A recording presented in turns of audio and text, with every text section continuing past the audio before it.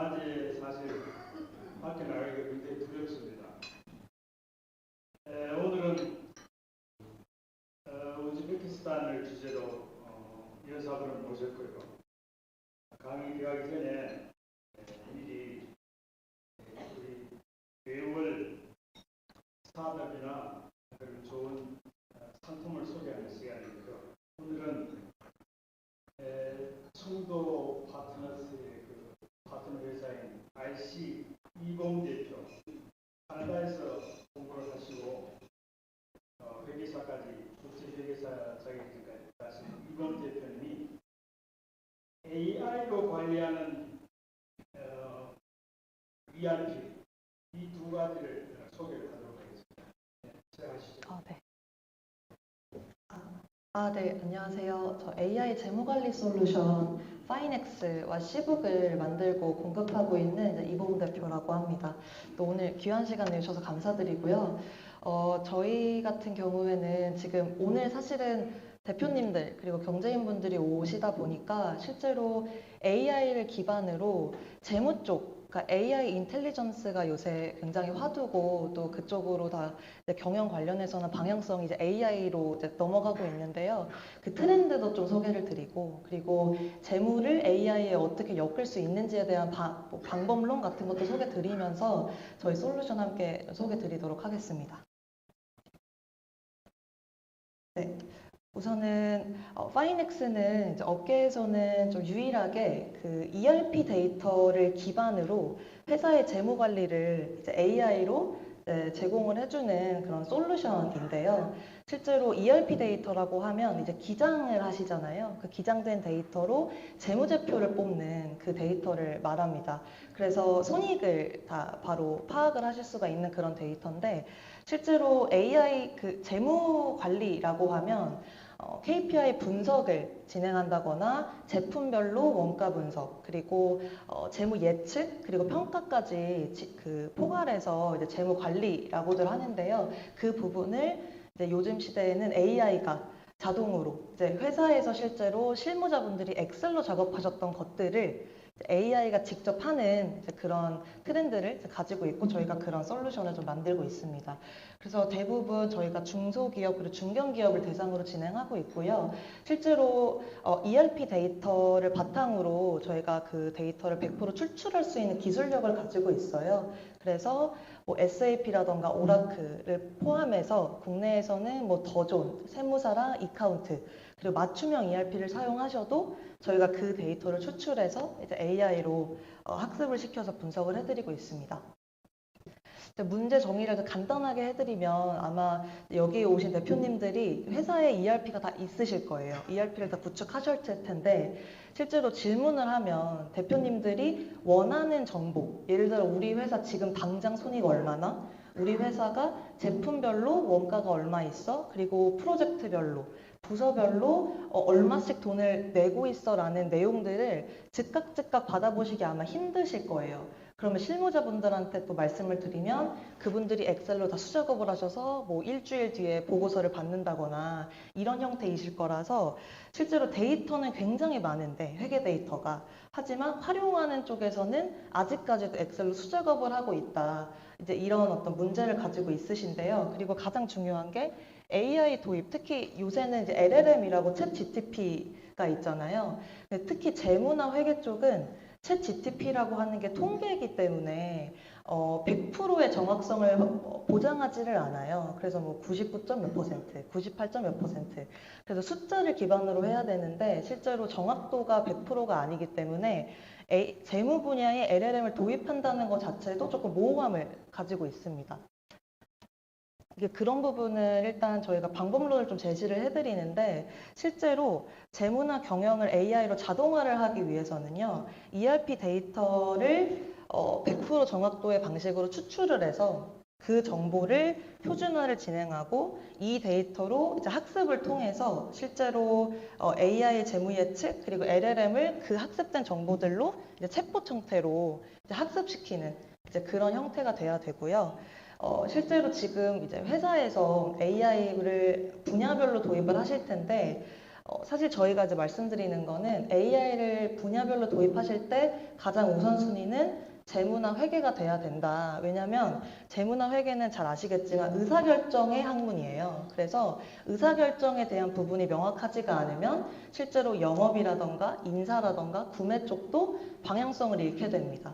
그래서 재무와 회계 쪽으로 AI 방향성을 먼저 잡으셔야 다른 분야에 대한 AI도 좀 정상적으로 성공적으로 진행하실 수 있다라고 보고 있고요. 그리고 저희 파이넥스 간략하게 좀 설명드리겠습니다. 저희는 3단계 프로세스로 진행이 됩니다. 첫 번째로는 지금 현재 회사에서 가지고 계시는 ERP 데이터를 자동으로 학습을 시키고요. 그 학습된 정보를 저희가 분석해드리고 그 정보를 바탕으로 이제 AI 챗봇이라던가 AI 에이전트를 입혀드리는 그런 솔루션입니다. 그래서 이따 시연을 조금 해드릴 텐데 우선은 이제 이런 식으로 저희가 데이터 추출을 진행을 할 때 사실은 회계 데이터가 정확하게 들어가 있어야 돼요. 근데 저희가 그 데이터의 검증도 같이 진행을 해드립니다. 그래서 AI가 회계 데이터의 문제점들을 파악을 해요, 자동으로. 그래서 내부에 전표가 잘못되거나 과거 데이터에 오류가 있거나 혹은 뭐 재고, 매입, 매출에 대한 데이터가 연결이 안 돼서 뭐 데이터의 적합성이 없거나 이런 부분들 저희가 다 발라서 진행을 해드리고 있어요. 그래서 그 정보를 저희가 또 ERP 시북이라고 하는 ERP로 고도화까지 진행을 해드립니다. 그래서 현재 가지고 계신 ERP를 고도화해드리고 그 고도화된 정보를 AI에 입혀서 이제 LLM까지 경영 자동화까지 저희가 도와드리는 그런 플로우로 솔루션을 제공해드리고 있습니다. 그래서 잠깐 시연을 보여드리면요. 이게 파이넥스 화면이고 이제 저희 같은 경우에는 회사의 ERP 데이터가 이제 원장이라고 하는 데이터가 있습니다. 그 데이터를 전부 다 엑셀로 추출을 하실 수가 있어요. 저희는 그 원장 데이터를 형식의 구애 없이 그대로 엑셀로 업로드를 진행을 하시면 AI가 그 정보를 자동으로 추출을 해서 과거 데이터, 최대 3개년치 데이터들을 최대 20가지의 관리회계 지표로 뽑아서 과거 데이터 분석을 자동으로 해드립니다. 그래서 KPI 분석이 1차적으로 나오는데요. 이게 한 100만 건 기준으로 한 1분 정도 소요가 되세요. 그래서 그 회계 데이터들을 1차적으로 저희가 월 베이스의 형태로 뭐 매출 현황을 이제 월 단위로 나오시죠. 그래서 이런 식으로 매출을 월 베이스로 우리 회사의 매출이 얼마씩 지금 흐름으로 가져가고 있고 우리의 뭐 현금 창출액은 얼마 정도 되고 현금의 보유액 그리고 우리 회사의 유동성 같은 것들도 이제 시각화를 해서 실제로 경영자분들이 이걸 가지고 우리 회사의 지금 현재 재무 현황이 어떻게 되는지를 실시간으로 파악하실 수가 있고요. 그리고 이제 여기 뭐 매출 이익률, 매출 대비 우리 회사의 영업이익, 에비타, 당기순이익도 자동으로 뽑아드립니다.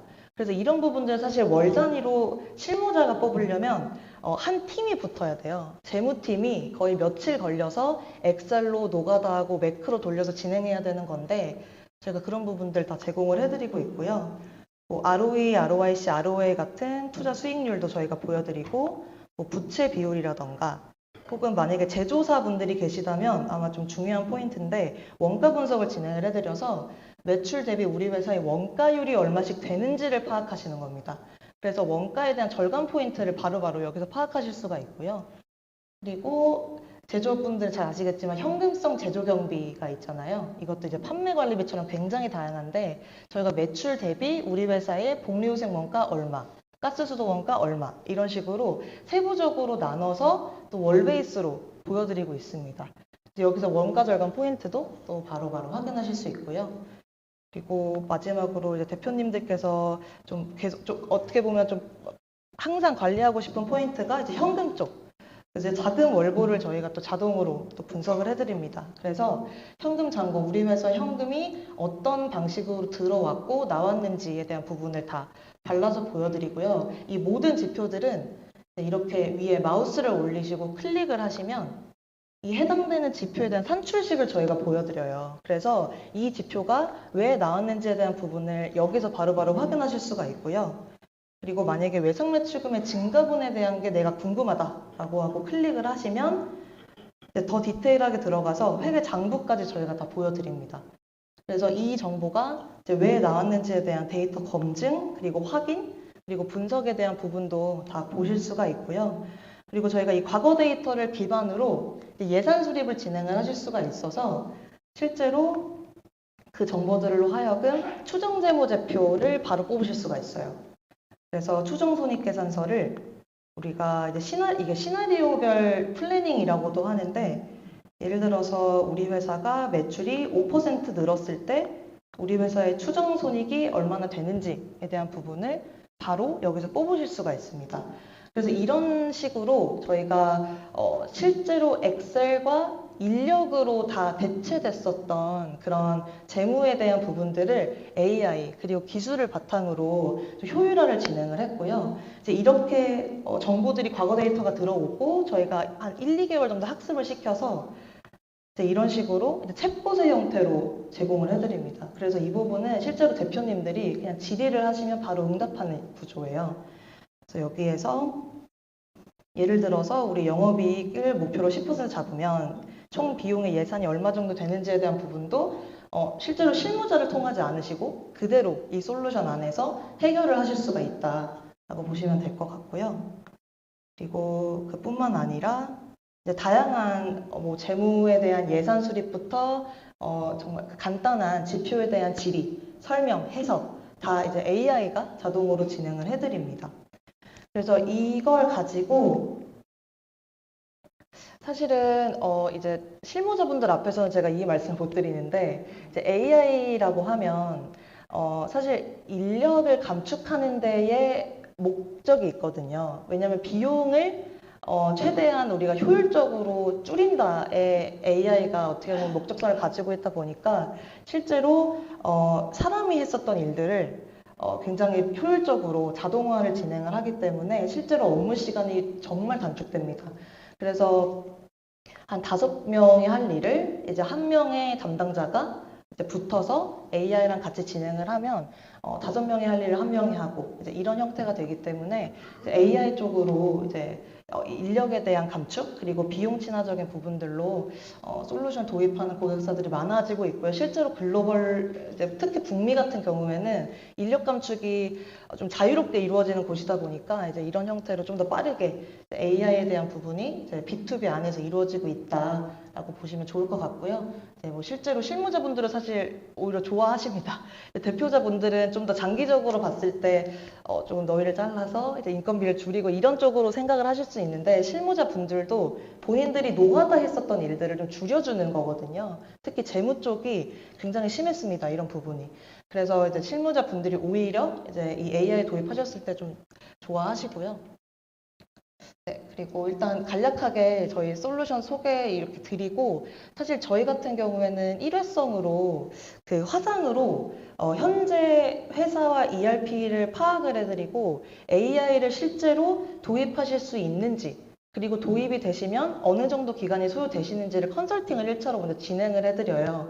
왜냐하면 아까 말씀드렸지만 회계 데이터가 정상적으로 꽂혀 있어야 그 정보를 가지고 AI에 도입하셔야 되는 거기 때문에 저희가 이제 ERP에 대한 부분 그리고 이제 DX AI 컨설팅을 무상으로 지원해드리고 있어서요. 이후에 이제 끝나시고 저희가 그 설문 폼을 이제 가지고 왔습니다. 그래서 좀 관심이 있으시거나 우리 회사 재무 쪽으로 AI를 좀 도입해보고 싶다라고 하시면 좀 편안하게 이제 폼 작성하셔서 이제 저한테 주시면 제가 네, 컨설팅을 진행을 해드리도록 하겠습니다. 네, 그래서 마지막으로 이제 다들 좀 인지는 하고 계시겠지만 이제는 필수가 됐고요. 실제로 좀 경쟁력을 가지고 가려면 이제 AI 그리고 DX 쪽으로 뒤처지게 되시면 의사결정도 좀 이렇게 늦어지고 하시기 때문에 최대한 저희가 좀 도움 드리고, 만약에 다른 솔루션에 대한 부분이 좀 궁금하신 게 있으시면 제가 소개도 시켜드리도록 하겠습니다. 네, 들어주셔서 감사드립니다. 예. 앞으로 챗봇을 그 모장이 되어 있으니까, 야, 우리 회사 지금 남은 돈이 얼마지 하면 챗봇이 다 이렇게 줘준다. 그렇죠? 예. 그래서 그 재무 상태가 사실은 회사에서 가장 중요한 포인트니까 아이딘 그 소프트웨어가 굉장히 잘 달릴 것 같다는 생각이 듭니다. 강의가 이제 오늘 새로 오신 분들 또 오랜만에 오신 분들 몇 분 소개해 드리겠습니다. 민주당에서 오랜만에 오셨네요. 민주당 강남 각 지역에 아주 잘생긴 분입니다. 김태형 위원장, 강남 각. 네.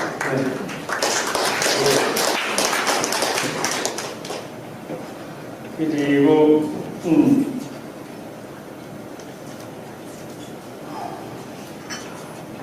텐텐경제 우리 장석봉 부회장님 오셨는데 몇 분 오셨는데 오늘 1,000억짜리가 500억이 나왔다고 하는 게 있어요. 한 말씀만 해주실래요?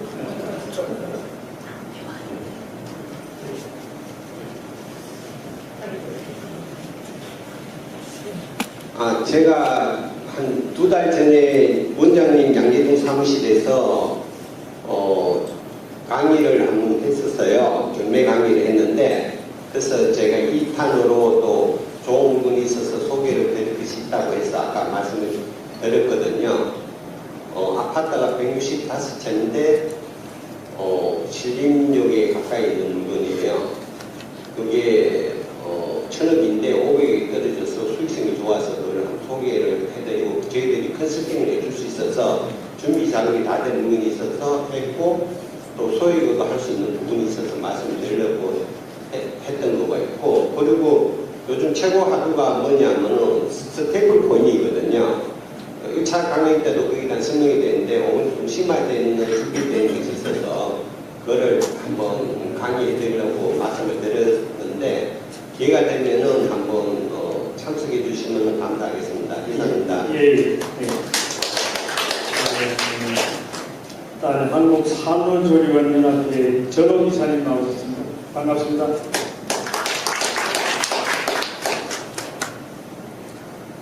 오늘 모처럼 우리 김완주 박사님 오셨는데요. 바이올리퀴드 독일에서 오래 공부하셨어요. 아까 잠시 얘기하다 들어보니 독일이 모든 학문의 중심이랍니다. 모든 학문의 중심. 한 말씀만 해주시죠. 네, 저는 독일에서 한 10년 살다가 귀국해가지고 키스트에 들어와가지고 키스트에서 연구 실장, 사업단장 이렇게 쭉 지내왔었습니다. 지금은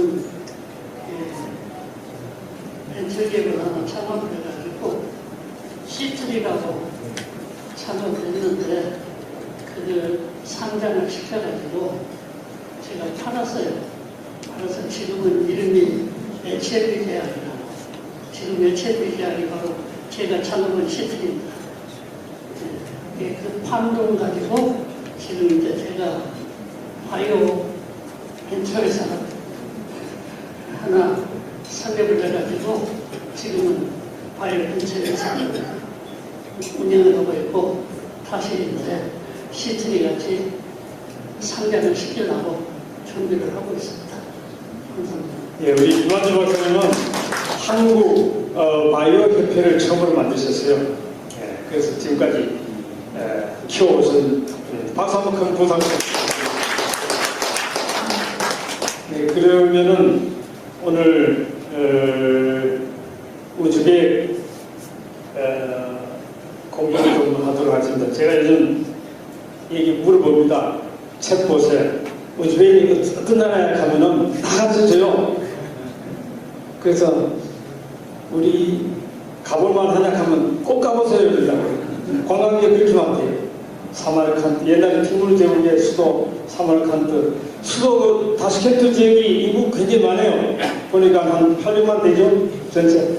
굉장히 큰 나라예요, 사실. 그 우리나라 사람을 가장 좋아하는 나라인데, 오늘 연사로 모실 분은 민영훈 교수님인데, 저하고는 안지가 한 오래돼요. 한 20년? 정경인 씨 그것도 알았죠? 30년 된 것 같아요. 부인이 또 재미 좋고 영어를 아주 잘하시요. 거기서 영어로 강의하거든요. 우즈벡 그 글로벌 대학입니다. 그 정부하고 같이 공동으로 만든 대학인데, 또 민 교수님은 공부도 잘하셔가지고 57년생이면은 그게 고등학교 시험 마지막 저거죠. 그래서 우리 집사람이 경기고문 가가지고 평생 한이었는데 그냥 공부를 잘하셔가지고 서울대에 경영학을 배웠어요. 그래서 이 국내에서 컨설팅 업무, 뭐 마케팅 전문가로서 활동 많이 하시다가 3년 전에 우즈베키스탄 가셔가지고 지금 우즈베키스탄 마케팅을 강의하고 계십니다. 오늘 큰 박수로 맞아주시기 바랍니다. 강연 좀 띄워주세요. 프로그램. 예. 그게 있잖아. 그걸 했잖아. 이 강의.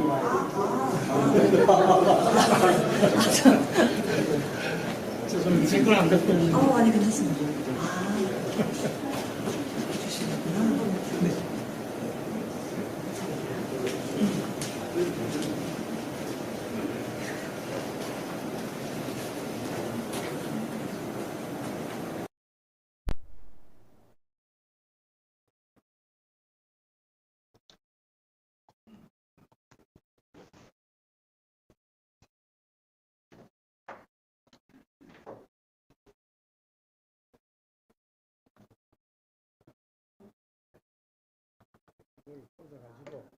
네.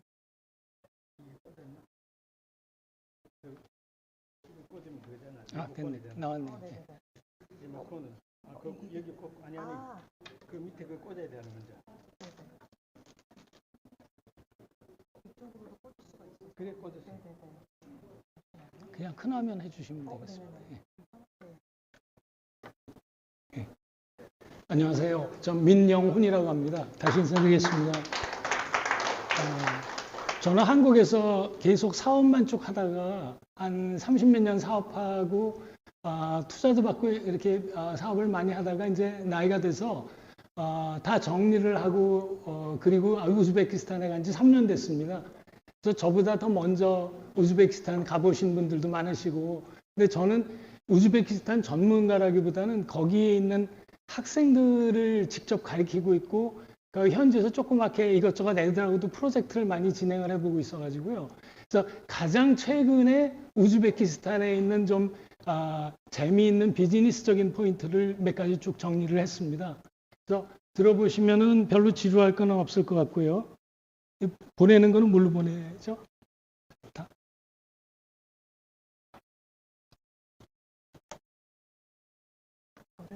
여기로 향해서 하시면 돼요. 이걸 향해서 다음 밑으로, 페이지는 다음 페이지 밑으로 계속. 내리시면 됩니다. 요걸 향해서. 그래서 저는 그동안에 쭉 이렇게 현재는 거기에 현지 아주대학교 타슈켄트 분교입니다. 정확하게는 AUT라고 저희는 얘기를 하는데 아주대학교하고 우즈베키스탄 정부하고 만든 국립대학교입니다. 그래서 거기서 가장 인기가 있는 데는 아직은 인하대가 인기가 더 좋습니다. 인하대는 생긴 지가 지금 거의 7년 넘어가서 10년 들어가고 있고요. 아주대는 이제 5년 들어가고 있기 때문에 그래서 아주대는 AUT라고 그러고 인하대는 IUT라고 그럽니다. 그래서 거기에서 강의를 한 지는 2년 됐고요. 거기에 IT 비즈니스 학과장을 하고 있습니다. 그리고 그 전에 우즈베키스탄 정부하고 아주대가 만든 IT 비즈니스 MBA 과정이 있습니다. 거기에 마케팅 교수를 같이 하고 있습니다.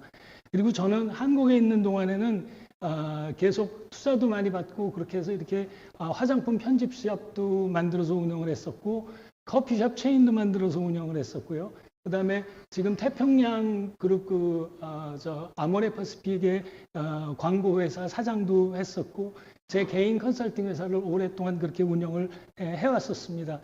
그리고 국립중앙박물관 운영위원도 좀 했었고 안그라픽스라고 하는 데에 그 이사도 오랫동안 했고 서울대학교 경영학과를 나왔습니다. 그리고 그동안에 이제 저는 브랜드 스트래티지를 주로 짜는 게 제 전공 분야고 마케팅하고 커뮤니케이션 컨설팅을 쭉 해내는 프로젝트를 계속 해와서 여러 회사들 일을 한국에 있었을 때 쭉 했었습니다.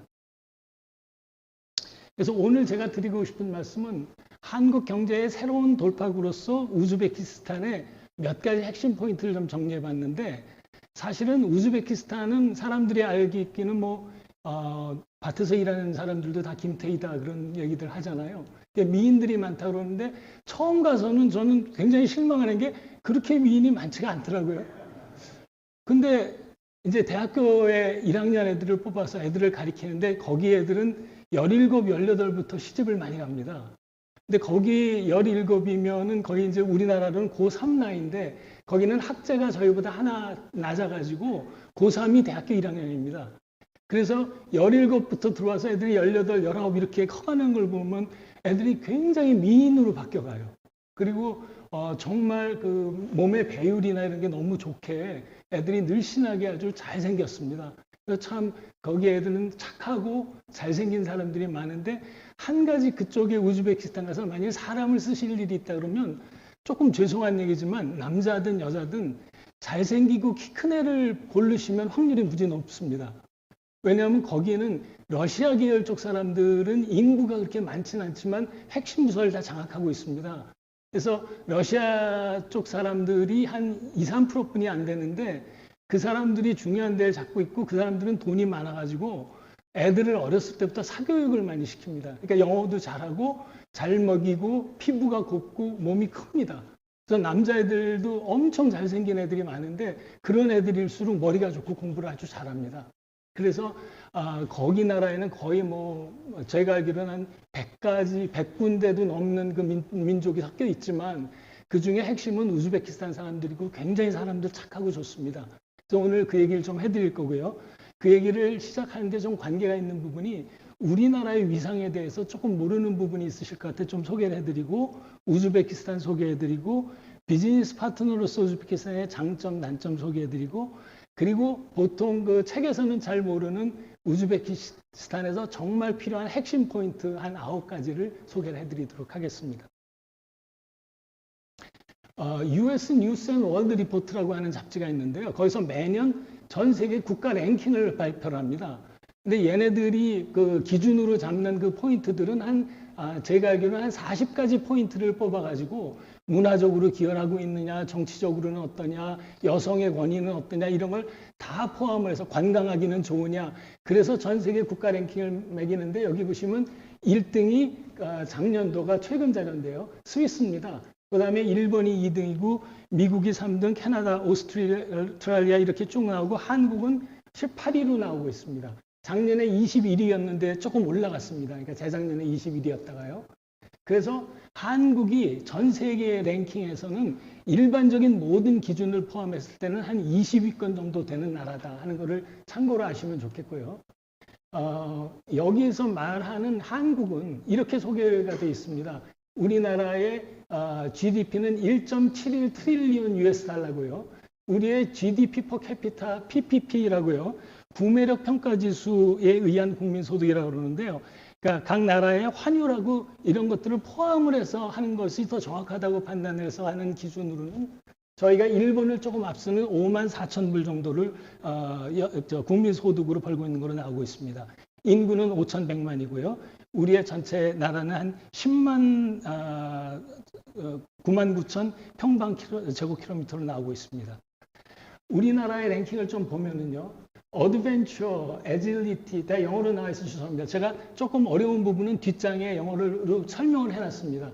그러니까 우리나라가 이렇게 모험 할벌만 하고 구경 다닐만 하냐 하는 게 전 세계 랭킹은 51위이고요.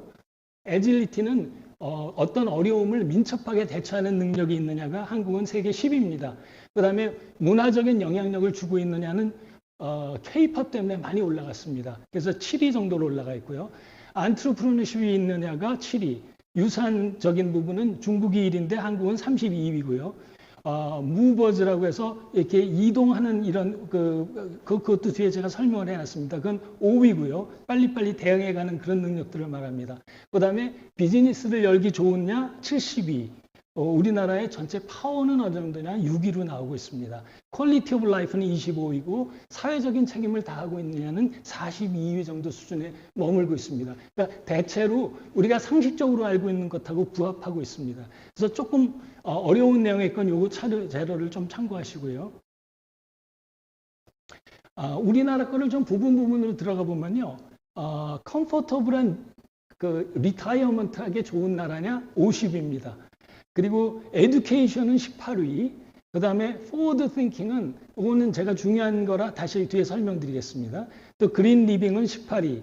헤드쿼터를 둘 만한 나라냐? 25위. 인터내셔널 인플루언스 영향력은 16위. 투자할 만하냐? 6위.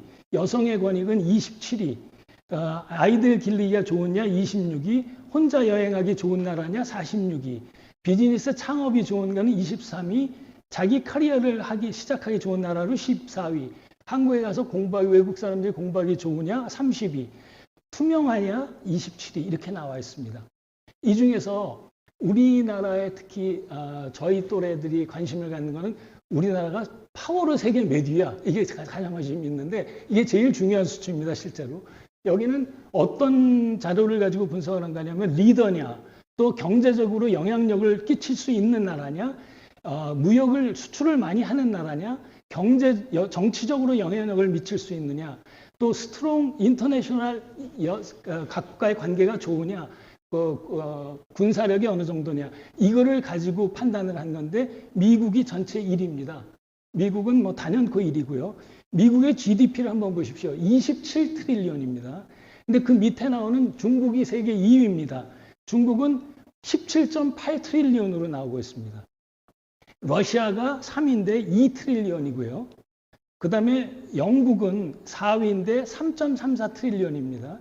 독일이 전체 5위인데 4.46트릴리언이고요. 한국이 6위입니다. 1.71트릴리언으로 굉장히 센 나라가 됐습니다, 우리가. 그리고 이어서 프랑스가 세계 7위고 일본이 8위고 사우디아라비아가 9위로 나오고 있습니다. 근데 여기서 보면은 미국은 전체 국내 총생산이 27트릴리언입니다. 그러니까 어느 나라도 미국하고 맞서서는 이길 수가 없습니다. 그러니까 미국이 중국을 그렇게 죽이려고 그러는 게 유일하게 중국만이 대적할 수가 있는 게 중국은 거의 18트릴리언이거든요. 그러니까 미국이 27트릴리언이니까 중국이 일본하고 한국하고 손을 잡아야만 미국하고 경쟁을 할 수가 있는 수준입니다. 그러니까 미국 쪽에서도 우리가 중국하고 붙는 걸 그렇게 견제하는 이유는 한국의 위상이나 위치나 이런 부분들도 있지만 실제적인 이런 세계 파워 측면에서도 우리나라가 많이 올라가 있다는 걸 좀 한번 보여드리고 싶어서 정리를 했고요.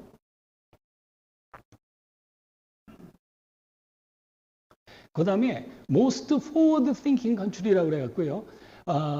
5가지의 특성을 가지고 분류를 했습니다. 뷰로크라틱, 관료주의가 별로 많지 않은 나라냐, 또 다이나믹하게 움직일 수 있냐, 안트르프레너리얼하냐, 이노베이티브하냐, 그리고 테크놀로지컬리 엑스퍼트하냐, 이런 걸 가지고 분류한 거로는 미국이 역시 전 세계 1위입니다. 그리고 이어서 한국이 2위입니다. 또 일본이 3위고 중국이 4위고 싱가포르가 5위고 독일이 6위입니다. 그러니까 한국은 앞으로 가장 발전하기 쉬운 나라고 가장 파워가 센 나라 중에 하나로 이미 들어가 있는 굉장히 큰 나라가 되어 있습니다. 그럼 이어서 제가 중앙아시아를 한번 소개해 드릴 텐데요. 다 아시겠지만 중앙아시아는 위치는 이렇게 되어 있습니다. 이걸 좀 이렇게 당겨서 보면은 전체적으로는 우리나라하고 유럽하고의 딱 중간에 위치해 있습니다. 그러니까 한국하고 유럽하고 가는 맨 중간에서 우리나라랑 위도가 제일 비슷한 나라가 우즈베키스탄입니다. 우리보다 살짝 위에 있는데 전체적으로 이 우즈베키스탄은 주위에 둘러싸고 있는 게 굉장히 복잡하게 둘러싸여 있습니다. 위에는 러시아가 있고요. 카자흐스탄이 바로 붙어 있고 차이나가 있고 그리고 이렇게 보시면은 카자흐스탄, 우즈베키스탄, 키르기즈스탄, 타지키스탄, 투르크메니스탄 이렇게 5개국을 중앙아시아 5개국이라고 그럽니다. 그 밑을 보시면 이란하고 붙어 있고요. 아프가니스탄하고는 아프가니스탄에서 가장 위험한 부족들하고 대치하고 있는 데가 사실은 우즈베키스탄의 맨 끝입니다. 그래서 우즈베키스탄 민족들도 그쪽에 있는 사람들은 상당히 험하다고 그럽니다. 그 다음에 타지키스탄이 있고 그 밑에는 파키스탄, 인도, 차이나 이렇게 둘러싸여 있습니다. 그래서 중앙아시아 5개국을 이 5개 나라를 중앙아시아 5개국이라고 그럽니다. 카자흐스탄, 키르기즈스탄, 타지키스탄, 투르크메니스탄, 우즈베키스탄인데 면적은 400만 제곱킬로미터입니다. 우리나라의 40배 정도 되는 거고요. 전체 중앙아시아가. 우리나라하고 북한을 합친 전체 면적의 한 20배 정도 되는 그 크기가 중앙아시아인데 인구는 우리나라하고 북한하고 합친 인구만큼입니다. 8,300만 정도가 이 5개국에 살고 있는데 그 중에 반 정도 되는 3,000만이 넘는 3,600만, 3,700만 정도가 우즈베키스탄인입니다. 여기는 예전부터 유럽하고 아시아 대륙 사이에 실크로드죠. 사람, 물자, 그리고 문화의 이동로, 유목민들의 역사라고 얘기를 할 수 있고요. 우즈베키스탄 국기를 보시면 처음엔 좀 낯설었는데 자꾸 보니까 이것도 정이 들더라고요. 그 위에는 파란색, 하늘색 위에 거기 그 별이 12개가 있습니다. 이 12개의 별은 그 사람들 말로는 자기네 12개 주를 상징한다고 그러고요. 다른 거를 보면 우리가 말하는 자축인묘 진사오미의 12개 궁을 의미한다고도 합니다. 그러니까 약간 동양적인 부분하고도 연결돼 있고요. 초승달하고 밑에 있는 초록색은 이슬람의 상징입니다. 그리고 국가 부활을 의미한다고, 흰색은 평화를 상징한다고 그러고요. 그 다음에 초록은 이슬람하고 자연을 상징하고, 빨강은 피하고 생명력을, 하늘색은 영원한 밤과 생명의 근원인 물을 의미한다고 합니다. 그 다음에 우즈베키스탄의 어원은 어디에도 속하지 않으며 자신들이 세운 왕이 있다는 독립적인 민족이라는 뜻입니다. 우즈베키스탄의 인구는 금년 기준으로 3,700만이 넘었고요. 15세에서 64세의 생산 가능 인구 비중은 69.5%입니다. 그런데 2025년 기준으로 평균 연령은 29.3세입니다. 그런데 우리나라 사람들의 평균 연령이 45세입니다. 그러니까 맨 중간 나이가 몇이냐는 거죠. 저희 전체 인구에. 그래서 대체적으로 보시면 우즈베키스탄은 우리보다 15년이 젊은 나라라고 보시면 되고요. 실질적으로 그 사람들은 한국 사람들의 나이를 15년쯤 젊게 봐줍니다. 그러니까 제가 60 중반으로 들어갔는데 걔네들은 저를 한 50 정도 되세요? 이렇게 보는 게 그냥 일반적인 것 같아요. 그러니까 저희 집사람은 저랑 비슷한 나이인데 애들이 40대신가요? 막 그렇게 얘기를 합니다. 그러면서 걔네들은 20대가 너무 이쁘고 남자애들도 굉장히 멋있습니다. 아주 애들이 그 몸이 크고 좀 성숙해 보이는데 남녀를 불문하고 35세가 넘어가면 몸이 막 망가져가지고요. 우리나라는 사실은 35세부터 여성분들이 굉장히 멋있어지잖아요. 그러니까 그 사람들이 그거를 굉장히 부러워합니다. 그 사람들은 배도 엄청 나오고 막 얼굴도 관리를 안 하고 그래가지고 여기 사람들은 저희보다 좀 일찍 돌아가시는 것 같기도 해요. 한 10살 정도는 저희보다 수명이 좀 낮은 것 같고요. 젊은 노동력이 굉장히 풍부하게 보유하고 있고 이들이 향후 경제 성장 지속을 뒷받침하는 잠재력의 근원이 될 거라고 보고 있습니다. 타슈켄트는 인구가 점점 늘어서 267만이라고 그러고요. 우리나라도 왜 서울이 1000만인데 주변 다 치면 우리 2500만이라고 그러지 않습니까? 근데 거기도 250만이 타슈켄트 인구인데 그 주변 애들 다 포함하는 메트로폴리탄 에어리라고 치면 대개 800만 정도로 추정을 한다고 그러고요. 이곳은 러시아인이 13% 정도나 된다고 합니다. 원래 러시아는 2.2%인데 전체 국민이에요. 그래서 러시아 사람들이 지금도 파워가 막강합니다. 종교는 88%가 이슬람교인데 수니파가 대부분이고 좀 엄격하지가 않은 이슬람으로 이 사람들은 술도 먹게 허용을 해주고 있습니다.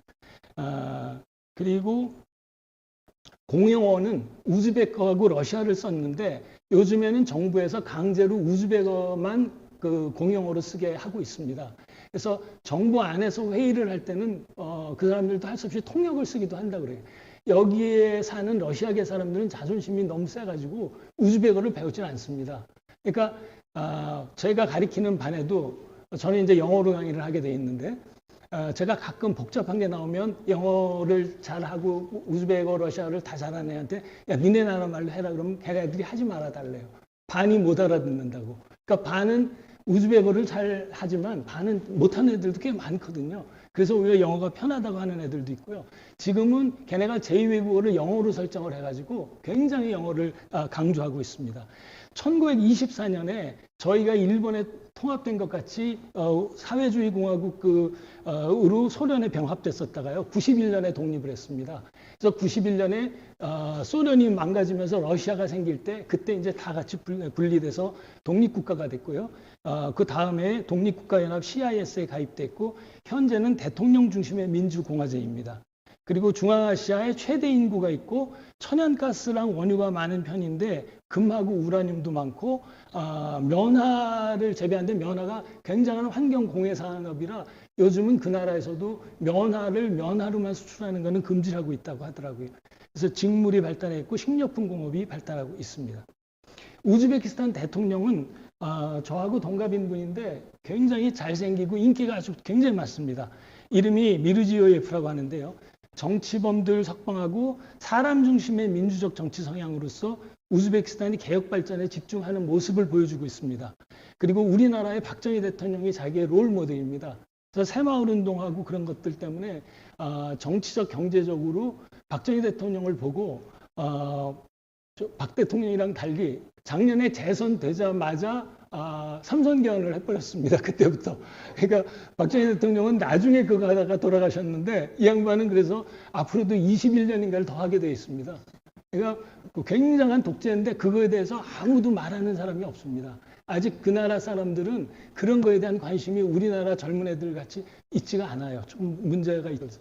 또 딸이 한국에서 대학교를 다녔던가 꽤 오래 살아가지고 한국을 굉장히 좋아하세요. 이분도 그렇고 그 식구들이요. 그리고 고려인들이 일을 잘하기 때문에 아까 우리 김 대사님도 말씀하시고 그랬는데 한국 사람들이나 고려인들을 우즈베키스탄 정부 부처 고위직으로도 많이 쓰고 고문으로는 많이 쓰고 있습니다. 고려인들은 돈을 다 아주 잘 법니다. 그래서 잘 살고 있고요. 또 고려인들은 최근에는 한국이 인기가 따르니까 그 사람들은 보통 5년, 10년 비자를 쉽게 받거든요. 그래갖고 거기에서 결혼 대상으로 굉장히 인기가 올라가고 있다고 합니다. 우즈베키스탄 경제 지표 한번 보겠습니다. 우즈베키스탄의 실질 GDP 성장률은 22년부터 24년까지 평균 6.7%입니다. 그러니까 우리나라가 박정희 대통령 때 뭐 10몇 프로씩 성장하고 않고 바로 몇 년 후라고 보시면 되겠습니다. 1인당 GDP는 2024년 자료로는 2,710달러로 나오는데 어떤 데는 3,000달러로도 나오는 데가 있고 어떤 데는 2,600도 나오고 있고 그럽니다. 대개 3,000불 정도 되는데 여기 지하 경제가 어마어마하게 아직도 발달해 있어서 이걸 그대로 믿으시면 안 됩니다. 이거보다 훨씬 잘 산다고 보셔야 됩니다. 그리고 여기는 타슈켄트 시내 안에 있는 그 중심부입니다. 이 타슈켄트 시티 파크라고 그러는데요. 이렇게 큰 건물들이 들어서고 있고 공원이 있고 아주 환경이 좋습니다. 이 주변에는 우리나라로 치면은 굉장히 제일 비싼 아파트들이 쭉 있습니다. 그래서 한국에서 이제 힘 있는 데 사람들이 나가면 거기다 집을 얻고 나머지 보통 한국 사람들은 그 미라바데열이라고 하는 우리나라로 치면 그 명동, 청담동 같은 그런 아주 중심 부서에 한국 사람들은 다 같이 살고 있습니다. 타슈켄트 시티 파크의 시티몰이고요. 이게 왼쪽이 타슈켄트 시티 파크의 새로 선 건물들이고요. 오른쪽이 그 안에 시티몰이 새로 생겼는데 우리 여의도에 있는 IFC몰하고 거의 비슷합니다. 홍콩의 IFC몰하고도 아주 비슷하게 생겼습니다. 엄청 크고요. 엄청 잘 져놓고 사람들이 그냥 주말에는 드글드글합니다. 저녁 때는 이렇게 그 시티파크에 휘황찬란하게 이렇게 뭐 맨날 전기 부족하다 그래서 엘리베이터 올라가다 중간에 끊기기도 하는 나라인데도 밤에는 좀 이렇게 사치스럽게 이런 것도 많이 하고 있습니다. 여기는 이제 나중에 우즈베키스탄 오시면 꼭 가보셔야 하는 사마르칸트에 있는 그 레기스탄 광장입니다. 근데 제가 이걸 보여드린 이유가 그 사람이 서 있는 키의 사이즈를 보면 저 끝에 아주 막 1cm도 안 되는 그 정도 사이즈입니다. 그러니까 엄청나게 크고 잘 진 건물이고요.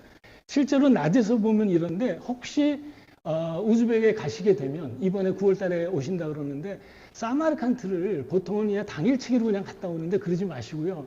사마르칸트는 밤에 이 레기스탄 광장을 가셔서 한번 꼭 보시면 너무 아름답습니다. 불을 다 켜놓고 그리고 사람들이 못 들어가게 하는데 저도 가족이랑 가서 이렇게 서성서성 됐더니 갑자기 경찰이 오더니 자기를 따라오라 그래요. 그래서 따라갔더니 그 안을 넣어주겠대요. 그러면서 1인당 그러니까 5천 원씩 돈을 달라는 거예요. 그래서 너무 비싸다. 그러니까 걔네는 이제 5만 숨이라고 그러는데 5만 숨씩 달래서 너무 비싸지 않아? 그랬더니 걔가 그럼 네 마누라는 빼주겠대. 그랬다고 15,000원, 그러니까 15만 숨 달래요. 그래서 15만 숨을 줬더니 그 안에 아무도 없이요. 저희만 가가지고 완전히 무슨 사진 찍고 그랬더니 9시까지 이제 한 2시간 동안 저희들 혼자 그 안에 다 올라가 보고 구경을 다 했어요. 그랬더니 여기 있는 여기 탑이 하나 있습니다. 여기요. 여기를 올라가면은 더 멋있는데 저기 보통 사람들은 안 들어가는데 그거 10만 숨을 주면 거기 넣어주겠대. 그래서 나 싫다. 야, 맨날 무슨 이렇게 돈 찔러주고 걔네들이 절대로 자기네 나라 사람들한테 돈 안 받는데요. 외국인 관광객이 혹시 가셔서 경찰 같은 애가 와서 자기 따라오라 그러면 그렇게 한 5만 숨, 5천 원 정도 주면 그 안에 들어가서 편하게 잘 보시고 사진 찍을 수 있으니까 꼭 하도록 하십시오. 그래서 제가 저녁 때 꼭 가보시기를 권해드리고요. 너무 멋있습니다, 여기 솔직히. 그래서 이게 제가 유럽의 이탈리아 피렌체에 두오모 대성당 있잖아요. 거기랑 비슷한 것 같은 거예요. 느낌이 완전히 다르지만. 그랬더니 거의 두오모 성당도 완공이 1436년입니다. 근데 지금 이 세 개의 건물 중에 맨 왼쪽에 있는 건물이 1420년에 완공이 됐고요. 나머지 두 개 건물이 1600년 초에 건축이 됐습니다. 그러니까 15세기 무렵에는 얘네가 이쪽에 로마 쪽에가 굉장히 한 축이었다 그러면 아까 말한 이 티무르 제국 쪽에서 이쪽에서가 굉장히 세계 최고였던 그런 자존심을 갖고 있는 나라라고 보시면 될 것 같습니다. 아주 멋있습니다. 이따가 디자인 쪽에서 다시 사진을 보여드리도록 하겠습니다. 이제 비즈니스 얘기를 좀 해보면요. 비즈니스 파트너로서 그럼 우즈베키스탄의 강점은 뭐냐? 이거는 제가 챗GPT나 이런 걸 찾아보니까 비슷하더라고요. 제가 그걸 보고 작성한 게 아니라 먼저 작성해놓고 챗GPT한테 혹시 제가 다른 게 있나 하고 봤더니 그렇게 다른 건 없더라고요.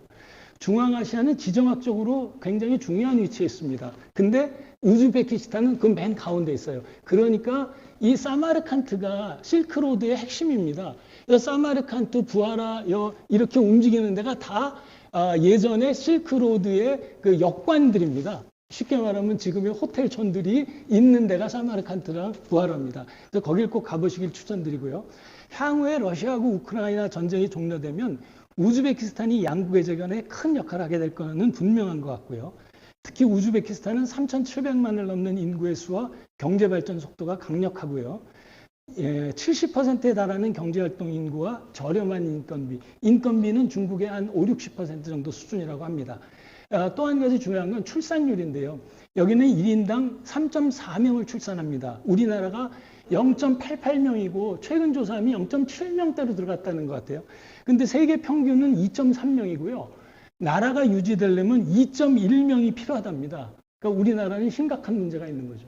진짜 우리나라가 우즈벡하고 가까이 있으면 전 두 나라 합치자 그러고 싶은 게요. 이게 여러 가지 면에서 저희 나라랑 너무 다르면서 서로 도울 수 있는 구조로 되어 있습니다. 이 사람들은 제가 말로만 드리는 게 아니라 한국이나 한국 제품, 한국인에 대한 사랑하는 거, 좋아하는 게 상상 이상입니다. 그러니까 어딜 가나 한국인이라 그러면 반갑다 그러고 니네 최고라 그러고 무조건 다 한국 사람 최고래. 공항에 가서도 한국인이면 그냥 거의 그냥 다 그냥 진검사 같은 것도 원래 잘 안 하지만 한국인들은 막 그냥 많이 통과시켜 줍니다. 그러니까 한국 사람들이라는 게 그렇게 자부심을 갖게 될 줄 잘 몰랐어요. 근데 문제는 보시면 알겠지만 여기가 내륙의 한가운데 있지 않습니까? 그래서 물류의 문제가 아주 심각합니다.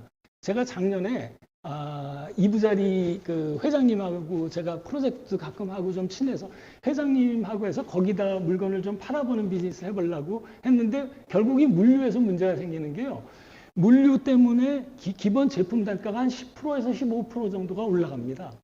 그런데 그거보다 더 문제가 시간의 안정성이 없어요. 그러니까 어떨 때는 한 달 반에만 오는데 어떨 때는 6개월도 걸린다 그러니까 그렇게 가갖고는 비즈니스 하기는 좀 힘든 것 같죠. 안정성이 아주 결여가 되어 있고요. 또 하나의 문제는 투자금을 과연 회수할 수 있는지가 아직도 확실하지가 않습니다. 그 사람들은 말로는 다 확실하다, 회수가 확실하다고 하는데 롯데케미칼의 경우만 해도요. 우즈베키스탄 가스전 개발에 이미 40억 달러를 투자했다고 그러거든요. 근데 저희가 들리는 얘기로는 작년에 이제 윤석열 대통령이 갔을 때 때문에 다시 개선이 됐다고 하는데 그 전에 얘기는 10억 달러 줄 테니까 갖고 나가라고 자꾸 얘기한다는 거예요. 그러니까 40억 달러를 투자했는데 과연 그걸 다 회수할 수 있는지 이런 게 아직도 불확실합니다. 또 하나는 자본시장이 과연 발전할 수 있는지가 아주 의문인 게요. 회교에서는 이자 놀이를 금지하고 있다 보니까 거기 사람들은 크레딧 카드를 쓰질 않습니다. 그러니까 이게 신용경제라는 게 잘 이루어질 수가 없어서 그러니까 이 사람들은 전부 그 캐시카드 아니면 그냥 체크카드만 씁니다. 그래서 모든 것들이 이런 자본시장의 발전이 이루어지지 않는 것 때문에 앞으로 어떻게 될 것인가가 저는 좀 걱정인 것 같고요. 또 하나는 대통령 일가를 중심으로 한 부패가 점점 심하다고 그럽니다. 보통 사람들은 잘 못 느끼는 것 같아요. 근데 딸하고 사위를 중심으로 70명 정도의 핵심 네트워크가 있다고 그럽니다. 이미 그 명단이 이렇게 돌고 있더라고요. 그래서 거기서 뭔가 사업을 하려면 그 중에 사람들을 끼워야만 된다고 그럽니다. 그 다음에 교육의 문제가 아주 이 사람들은 교육에 대한 태도가 별로 안 좋습니다. 그러다 보니까 우리나라에서 예전에 그렇게 교육 하던 것하고 좀 다르게 여기는 그냥 어떻게 빨리 마치고 빨리 학위만 따고 나와라 이런 게 대부분이다 보니까 인적 자원의 수준이 좀 떨어집니다. 그래갖고 업무 처리 능력이 아주 떨어져요. 잘하는 애들은 아까 말씀드린 잘생기고 잘 먹고 영어 잘하고 키 크고 이쁘게 생긴 애들은 굉장히 잘하는 애들이 있습니다. 그러니까 걔네들은 한국 애들보다도 우수한데 나머지 한 80% 정도는 아주 택도 없습니다. 그 다음에 현재 중국이 너무 강력하게 밀어붙여서 모든 걸 감수하려는데 지금 기하급수적인 투자를 지속하는 중국이 어마어마하게 밀고 들어오고 있습니다. 지금 중국이 45만이 들어와 있다고 합니다. 제가 3년 전에 갔을 때 중국이 몇만이었거든요. 근데 지금 45만이라고 그러고요. 우리나라는 그때부터 빠져나가기 시작해서 지금 한 3,000명 정도 우리나라 이제 고려인들 포함하면 한 7, 8만이 넘는데 현재 있는 사람들이요. 그런데 저같이 한국에서 간 사람들은 2,500, 3,000밖에 아직 안 되는 걸로 알고 있습니다. 우즈베키스탄하고 관련돼서 팩터 위주로 소개를 먼저 해드리면 가파르게 성장하고 있고 전진기주의로는 최상의 조건이다. 뭐 틀림없는 얘기고요. 전체 국민 소득은 3,000불 정도 수준인데 타슈켄트는 8,000불 정도 된다고 그러고요. 저희들이 살고 있는 중심가는 15,000에서 2만 불 정도, 그러니까 저희랑 비슷합니다. 청담동이랑 비슷한 수준의 부분이 굉장히 많습니다. 중심 지역의 햄버거 세트 가격은 5불이니까 맥도날드의 저희가 무슨 치즈버거 세트 이거보다 그렇게 싸지 않습니다. 또 하나는 중심 지역에서의 커피 가격은 우리나라랑 거의 같습니다. 오히려 더 비쌉니다. 그러니까 우리나라는 그래도 1,500원, 2,000원 하는 커피 많은데 걔네들도 비싼 커피는 4불, 5불 받고요. 아주 싼 커피만 2불 정도 받습니다. 대통령이 개혁 드라이브를 걸고 자본주의 도입을 아주 강력하게 요구하고 있기 때문에 소비재 시장은 계속 성장할 거라고 봐지고요. 특히 럭셔리 품목들이 많이 늘어나고 있고 수입 자동차가 어마어마하게 쏟아지고 있습니다. 특히 중국 자동차가 엄청 많이 들어오고 있고요. 라이프스타일 샵이 점점 커지고 있고 커피 얘네들이 술을 못 먹으니까 술을 허용은 하지만 술을 먹는 문화는 없습니다. 그러니까 저녁 때 되면 다 일찍 집에 들어가서 가족들이랑 보내요. 그러다 보니까 자본주의의 상징으로서 나타낼 수 있는 게 커피숍밖에 없는 것 같아요. 그러니까 커피숍, 햄버거, 피자숍이 엄청 많습니다. 그리고 마케팅상의 문제는 데이터가 정확한 게 하나도 없습니다. 그래서 다 직접 만들어야 된다는 그런 아주 어려운 문제가 있고요. 저도 작년에 그쪽에 우리나라 코트라랑 해가지고 몇 가지 조사도 이렇게 프로젝트를 해봤는데 다 일일이 떠다니면서 조사해야 됩니다. 근데 확실하게 팩트상으로 확실한 점은 라이프스타일 샵이 대형화, 복합화하면서 자리 잡기 시작하고 있고 수입 제품들이 점점 늘어나고 있고 현재 최고급 제품은 메이드 인 유럽의 일부 제품과 한국 제품입니다. 근데 그거를 빼고 나면 일반적인 의미의 탑티어 제품은 메이드 인 터키고요. 그 밑이 메이드 인 차이나고 그 밑으로 가야 메이드 인 우즈베키스탄입니다. 한국 제품은 엄청나게 인기가 있습니다. 꼭 화장품만 그런 게 아니라 전반적으로 가전제품, 화장품은 완전 탑이고요. 자동차 시장의 경우는 중국의 전기차가 무서운 속도로 시장을 장악하고 있고요. 기아 그러면 거기 현재에서는 최고 품질의 자동차로 한국의 기아차입니다. 그래서 일반 가솔린 차는 기아차, 그 다음에 그 전기차는 중국 차들이 거기를 휩쓸고 있다고 보시면 됩니다. 현재 중국인 숫자는 45만 명까지 늘어났는데 건설하고 자동차 제조업 분야가 맞물려 가지고 노동자들이 막 쏟아져 들어와서 너무너무 중국 사람들에 대한 이미지는 안 좋은데 어쨌건 굉장히 돈과 사람을 거의 다 퍼붓고 있습니다. 한국하고 우즈베키스탄의 물류 이동 루트를 얘기한 사람들이 별로 없을 것 같아서 간단하게 정리했습니다. 세 가지 라인, 보통 기본적으로는 사이베리아를 통과하는 시베리안 라인이 있고 중국을 통과하는 중국 라인이 있고 이두저도 안 되면 배를 타고 들어오는 파키스탄 라인, 이렇게 세 개의 라인이 있습니다. 어떨 때는 이란을 통해서도 들어온다고 하는데요. 대부분은 이 세 가지를 얘기하고 있고요. 트랜스 사이베리안 레일웨이 루트라고 하는데요. TSR 루트는 이게 가장 안정화된 루트인데 우크라이나 전쟁으로 최근 정체가 심했었습니다. 작년까지요. 근데 그 중국 라인하고 함께 가장 많이 이용한 루트고 한 달에서 두 달 정도 걸립니다.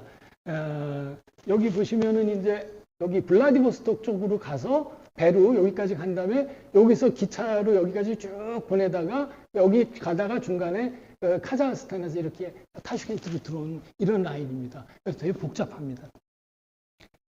또 트랜스 차이니즈 레일웨이 라인은 마찬가지인데요. 이 중국 오른쪽 라인 있죠. 저희랑 가까운 대련 쪽.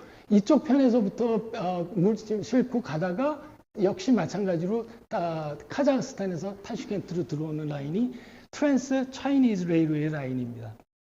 그 다음에 파키스탄 라인은요. 메인 물류 루트로 사용할 건 아니고 이 정체가 심할 경우 대안으로 배를 통해서 보내는데 문제는 여기 카라치까지는 이제 배로 가고요. 카라치에서부터 트럭으로 가는데 나라가 바뀔 때 이런 트럭을 두 번 갈아야 된답니다. 그러니까 환적이라고 그러는데 환적을 두 번 해야 되기 때문에 문제가 조금 안 좋은 게 많다 그럽니다. 그래서 우크라이나의 전쟁으로 불안정기는 하나 점차 안정되고 있고 전체적으로 볼 때는 TSR 루트가 가장 안정화되어 있는 루트입니다. 물류 쪽에는 밑에 정리해 놓은 거 있으니까 관심 있는 분들 보시면 되겠습니다. 근데 이게 여기 보는 게 평균 운송 기간이 한 달에서부터 두 달이라는데 실제는 많이 잘못 걸리면 6개월도 걸리고 9개월도 걸린답니다. 그래서 그리고 중간에 물건 없어지는 것도 많대요. 봉인을 다 했는데 열어보니까 LG에서 보낸 큰 평면 TV들이 많이 없어졌다고 그러더라고요. 그 다음에 여기서부터는 사람들이 잘 모르는 거 제가 거기서 3년 동안 몸으로 터득한 걸 좀 정리했습니다. 핵심 포인트 첫 번째.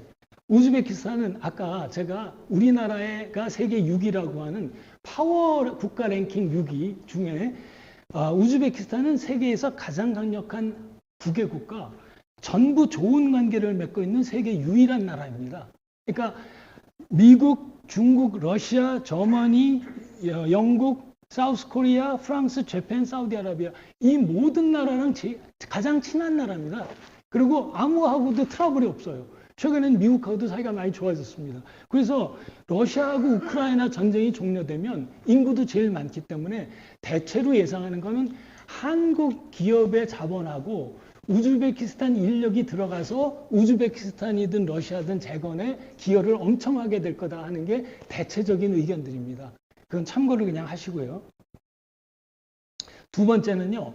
걔네들의 외국에 대한 국가관이 이렇습니다. 미국은 좋아하는 나라인데 너무 멀어서 전혀 가까운 느낌을 못 가져요. 걔네가 동경은 하는데 중국은요. 많은 투자를 해주고 있고 좋다 그러는데 제가 거기에 있는 우버 택시가 얀덱스 택시를 타고 많이 다니는데요. 그거 타면 걔네들이 다 저번에 중국인이네요. 그래서 한국인이다. 그러면 그때부터 이제 중국 애들 욕을 해요. 그 못하는 영어로.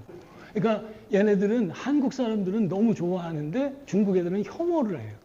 왜 그러냐 그랬더니 사람들이 너무 임폴라이트하고 친절하지 않고 자기네 나라 사람들을 다 조종하려고 한다는 생각을 갖고 있더라고요.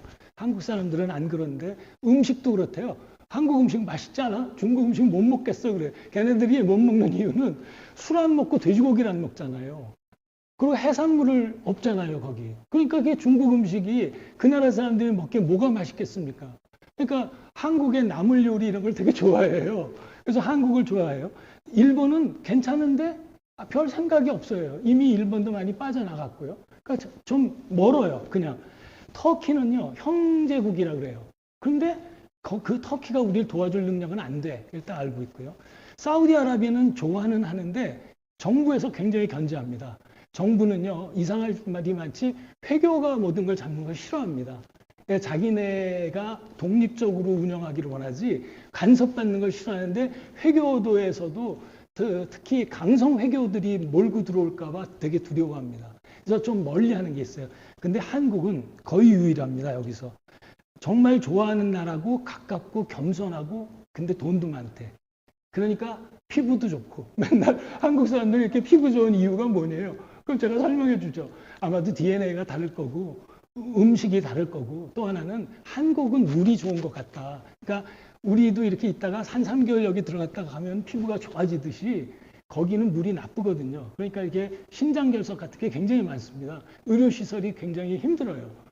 많이 발전했다 그러는데도 모든 사람들이 두려워하는 게 그냥 나이가 너무 많은 상태에서는 거기서 사는 거는 저희가 추천할 만하지는 않은 게요. 저도 한 3, 4년 정도 있다는 돌아오는 게 맞다고 생각을 하는 게 아프면 무조건 한국으로 와야 됩니다. 하나의 예가 거기 의사 선생님들도 많이 나가 계시니까요. 막 맨날 가리킵니다.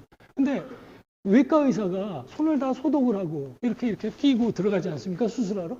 근데 문을 이 손으로 열고 들어간다는 거예요. 우리나라는 다 발로 열고 누가 열어주잖아요. 그러니까 이게 좀 이상한 거죠. 그런 관념들이. 또 제가 아는 친한 친구 부인은 이 신장결석이 와가지고 너무 아파가지고 떼굴떼굴 굴러서 우즈베키스탄 병원을 갔더니 수술하자고 그러는데 그 사람들이 결석 수술은 굉장히 잘한대요. 하도 그 물이 안 좋아서. 근데 수술하는 걸 참고 한국에 왔더니 그냥 그 레이저로 그냥 쏴서 끝내줬다는 거예요. 그러니까 아직도 거기하고 저희하고는 저는 메꿀 수 없는 간격의 차이가 있는 것 같아요. 의료에 있어서는요. 그건 참고로 꼭 하셨으면 좋겠습니다. 그래서 한국하고 우즈베키스탄이 협력하는 모델을 그 나라 사람들이 가장 많이 바라고 있습니다. 세 번째는요, 이 나라 사람들은 기본적으로 아주 온순하고 착하고 좋습니다. 근데 경쟁심이 별로 없어요. 이슬람의 영향 때문에 그렇고요. 이슬람은 못하는 애들은 우리가 잘 챙겨줘야 된다는 게 있으니까 시험 볼 때 맨날 그냥 남의 거 베끼느라고 정신이 없어요. 막 애들끼리 그냥 요즘은 막 이 핸드폰으로 막 뭐 카메라 찍어서 보내고 뭐 인이어로 그냥 연락해주고 막 그 정도예요. 그러니까 제발 하지 말아라 그렇게 얘기를 해도 얘네들은 정말 많이 치팅을 합니다. 그래서 좀 기본적인 문화를 바꾸려면 너무 힘든 것 같아요. 그리고 생산 가능 인구인 젊은 인력이 풍부한데 회교의 영향하고 교육의 부족으로 인해서 제 느낌엔 우리나라 사람들이 한 50% 수준도 안 되는 것 같아요. 많지만. 그래서 한국의 노쇠하나 우수한 인력을 활용하고 한국 기업의 자본이 투입돼서 우즈베키스탄의 착하고 건강한 노동력을 활용하면 양국 모두에게 윈윈 게임이 될 거라고 생각이 됩니다. 또 하나 강점은요, 한국하고 우즈베키스탄 다 내수 시장이 굉장히 강한 편입니다. 9천만이 넘는 인구수의 합을 갖고 있기 때문에 그래서 두 나라가 합쳐서 경제적인 협력을 하고 내수 시장을 기본으로 삼고 시작을 하게 되면 못할 게 없는 것 같아요. 그래서 한국하고 우즈베키스탄이 협력하게 되면 굉장한 시너지를 만들 거라고 생각이 되고요. 네 번째는요, 이 나라 사람들은 일반적으로 돈놀이, 이자놀이를 하지 않습니다. 이건 이슬람의 영향 때문에 못하게 돼 있어요. 그래서 크레딧 카드의 사용이 아주 미미하고 주로 체크카드와 현금의 사용이 대체적인 추세입니다. 물가 인플레는 굉장히 높습니다. 그리고 우즈베키스탄 은행 계좌의 정기예금 이자율은 옛날 한국 같습니다. 20%, 제일 많이 주는 데는 25%까지 줍니다. 그래서 한국에 좀 돈이 있는 여유 있는 사람들은 한 1억 정도 거기다 갖다 놓으면 1년 생활비가 나옵니다. 생활비는 한 우리가 잘 사는 걸 기준으로 2만 불 정도 든다고 보시면 됩니다. 생각보다 아주 싸지는 않아요. 그 본 에어리아는. 그러니까 그 렌트비가 보통 좋은 집들은 한 달에 1,000불 정도 됩니다. 그러니까 저는 한 700불 정도 되는 집에서 사는데 1,700불에서 한 1,200불 사이에서 한국 사람들은 대개 다 삽니다. 근데 보통 이제 학교 같은 데서 지원을 해주는 사람들은 한 1,000불 정도 지원을 해주고요. 정말 좋은 뭐 우리 그 대사관 직원들은 한 3,000불짜리 집에서 삽니다. 근데 3,000불짜리 집도 좋다고 그래봐야 아까 말한 그 타슈켄트 시티파크에 있는 그런 정도의 집들입니다. 그래서 대개 주거 비용이 10,000불 정도 들고요, 연간. 그 다음에 식비가 거기는 하루 세끼 우즈베키스탄 음식만 먹을 수는 없으니까 한국 음식점을 많이 가는데 한국 음식점 너무 비쌉니다. 맛은 괜찮은 편이지만 우리나라보다는 훨씬 못하죠. 근데 김치찌개가 잘하는 데는 15,000원 이렇게 받아요. 그러니까 8,000원 받는 데는 없습니다. 우리나라는 아직도 7, 8,000원도 많잖아요. 맛있는 게. 그러니까 거기는 기본이 한국 음식점이 제일 비싼 축입니다. 그래서 식비가 대개 한 달에 1,000불 정도 식비 포함해서요. 그러니까 2만 불이면 부족하지 않게 잘 살 수 있습니다. 그래서 노후에 한국에서 나오는 연금 가지고 특별하게 할 일 없으면 거기 가서 몇 년 사는 건 괜찮다고 생각해요. 근데 한 75세 정도 되면 한국으로 돌아오는 게 안전한 방법인 것 같고요. 달러 계좌의 이자율이 7%입니다. 달러 계좌는. 그것도 높은 편이죠, 지금. 그러니까 대개 이제 한국 사람들은 돈 있는 사람들이 한 분산 투자를 이렇게 합니다. 한 3, 4천만 원 우즈베키스탄 계좌에 넣어놓고 한 3, 4천만 불, 3만 불 정도는 그 달러 계좌에 넣어놓고 그것도 정부에서 운영하는 가까운 은행 쪽으로만 한정해서 그렇게 해놓으면 굉장히 좋습니다. 그러니까 대신 거기서는 뭘 살 때 할부로 사는 거는 불가능합니다. 이자율이 20%가 넘으니까 우리나라 돈으로 그냥 다 내고 사는 게 훨씬 싼 거죠. 현재 한국산업은행이 있는데요. 산업은행은 예를 들어서 리딩 커머셜 앤 인베스트먼트 뱅킹 준비를 하고 있고요. 이슬람 금융상품이라는 걸 특화된 거를 개발하고 있는 중이라고 합니다. 따라서 자본시장의 발전 모델을 찾아내야 상업적인 기업 시장에 따라서 발전하게 될 거라고 생각이 됩니다. 그 다음에 5번째는요. 마케팅상에서 고려할 점은 가족 문화는 완전히 다릅니다. 거기는 대가족 문화인데 우리와는 달리 모든 프라이어리티가 가족이 넘버원입니다. 거의 모든 애들이 그렇습니다. 그러니까 개인이나 국가가 중요하다는 생각을 안 해요. 그래서 박정희랑 다른 게 여기는 자기네 가족밖에 몰라요. 그러니까 뭐 어떻게 되든 상관없고 우리 가족이 잘 먹고 잘 살면 된다. 그리고 우리의 경우는 여자한테 다 넘어갔잖아요. 모든 파워가. 그러니까 제가 강의를 할 때 그래요. 니네 한국에 가게 되면 절대 꼬마 애들 만지지 마라. 꼬마 강아지도 건들지 마라. 끌고 다니는 여자분들이 너무 싫어하신다. 한국의 레벨은 첫 번째가 여자, 두 번째가 애기, 세 번째가 강아지, 네 번째가 남자다. 니네랑 다르지? 그랬더니 다르대. 니네 얼마 안 남았어. 니네도 이렇게 될 거야. 근데 여기는 아버지가 1등입니다. 그리고 우리가 너무 부러운 건 거기 애들한테 물어보면 반 정도는요. 제일 존경하는 사람을 아버지라고 해요. 그러니까 아버지를 사랑해요, 애들이. 그러니까 아버지가 우리나라는 왜 옛날에 돈 벌러 다닌다라고 모든 가정일은 어머니가 했잖아요. 여기는 아버지가 같이 하는 게 많습니다. 그래서 저녁 때 우리나라로 치면 이마트 같은 까르진까라는데 남자들이 이렇게 와서 장 보는 사람이 많아요. 그래서 저는 대단하다 그랬더니 애들이 그러는데 아니에요, 교수님. 몰라서 그러죠. 저희 남자들은요. 너무너무 질투심이 강해서요. 자기 부인을 남들한테 공개하는 걸 싫어해서 자기가 하는 거래요. 그래서 거기 가보면 자동차 뒤에 이렇게 차양을 친 게 많아요. 검은 거로. 그래서 나는 거기가 빛이 너무 세서 그렇다고 생각했더니 아니래요.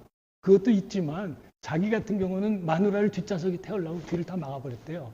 그래서 제가 저 도와주는 애들이 많거든요. 조교들이. 그래서 우리 부부 동반으로 해서 밥 먹자. 애들이 말도 안 되는 소리 하지 마세요. 나중에 저한테 충고해 주는 게 선생님 나이 많아서 괜찮지만 친구 사이에도 부인 얘기는 하지 않습니다. 그래요.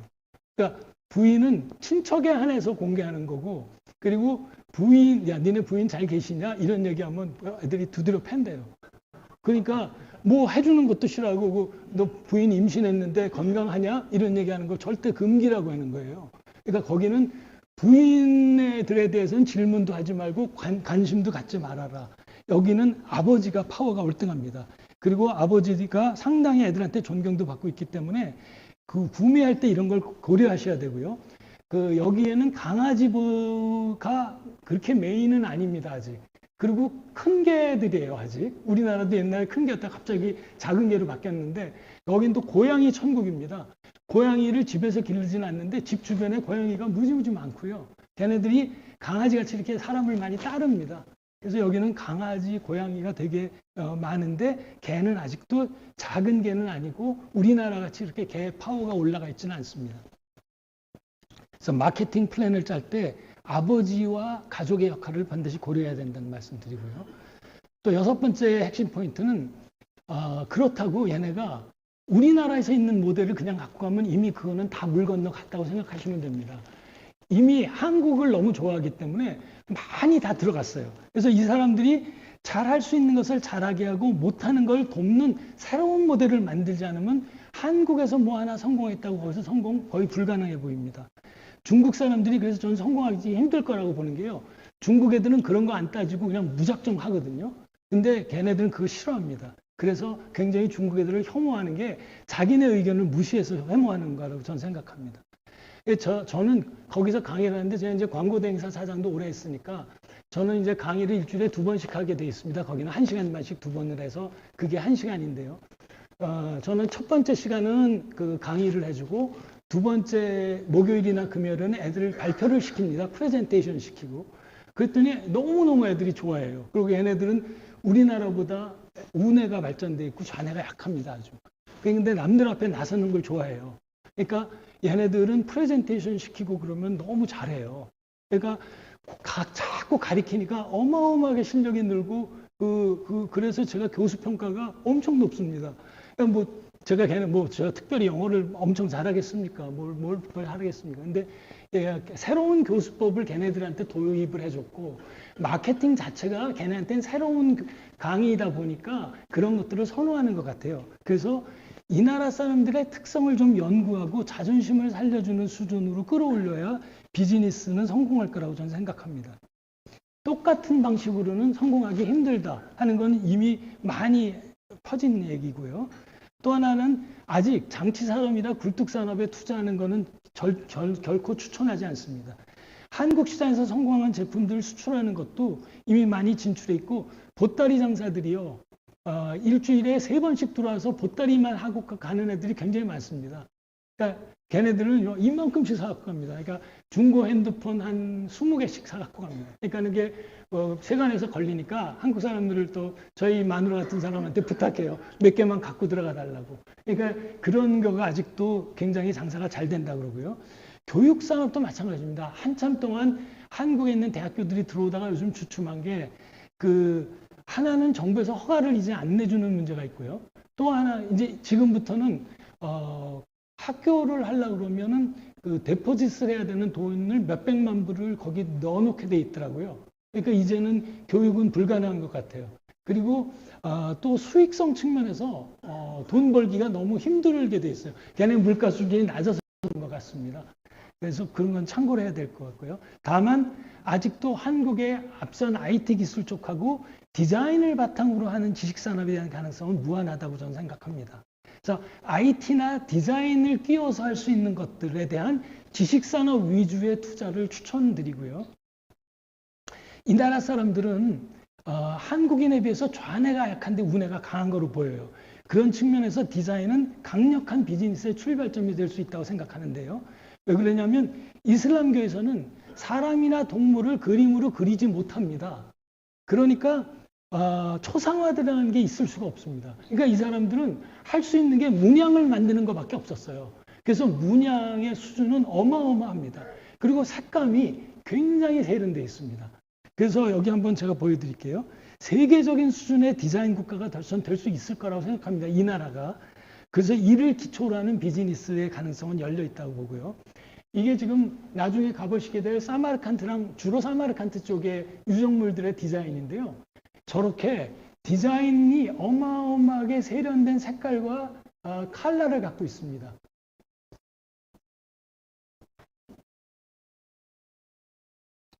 색감도 이렇게 핑크톤도 많고요. 저 위에 천장에 저거 해놓은 것들 저렇게 디자인 꼭 가서 한번 시간을 충분히 갖고 조금 유명화된 데를 좀 다 가보셨으면 전 좋겠어요. 언제 저기를 또 가겠습니까? 저건 다 일일이 파가지고 그 안에 다 저렇게 금칠을 한 겁니다.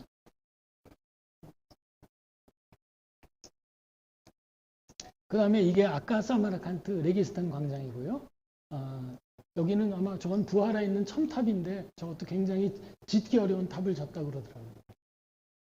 그리고 여기는요, 제가 좋아하는 부하라라는 그 사마르칸트 부하라를 보통 가시는데 부하라가 참 좋습니다, 저는.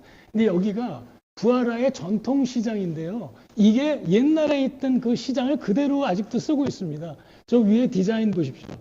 저 안에서 이렇게 물건들을 팝니다.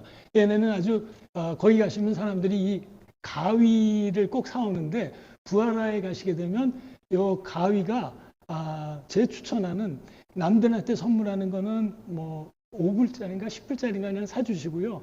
본인은 20불짜리로 된 제일 좋은 그 쇠 중에서도 아주 잘 처리가 된 게 제일 비싼 게 있습니다. 꼭 그걸 사서 쓰십시오. 퀄리티가 엄청 좋습니다. 그리고 저기 부하라 가시면은 그런 샵 중에도 그 관광 그 가이드가 늘 그 집을 안내를 했는데 정말 좋습니다. 저 부하라 아주 이쁩니다. 그 다음에 마지막인데요.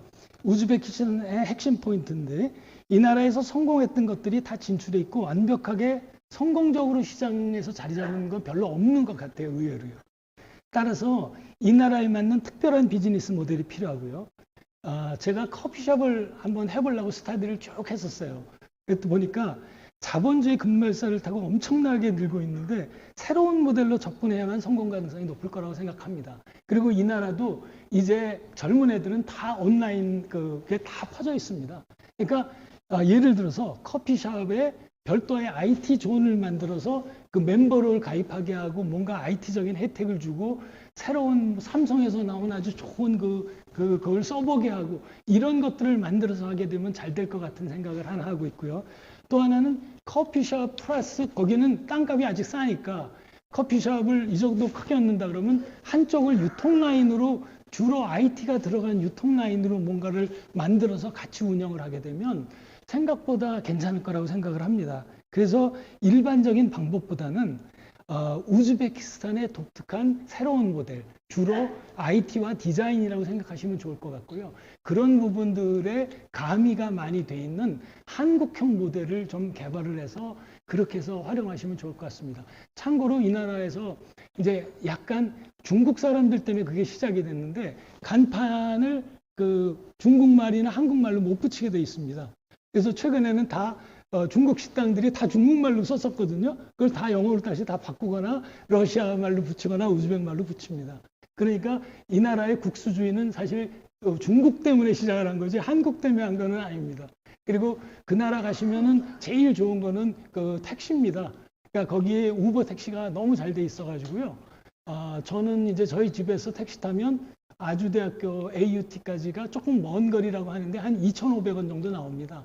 근데 그러면 최근에는 그 중국의 BYD 모델들이 새로운 택시를 너무 많이 들어와가지고 아주 좋은 차 타고 다녀봐야 한 달에 한 20만 원 안 쓰는 것 같아요. 그러니까 굳이 차를 몰고 다니면은 한 6, 70만 원은 드는 것 같아요.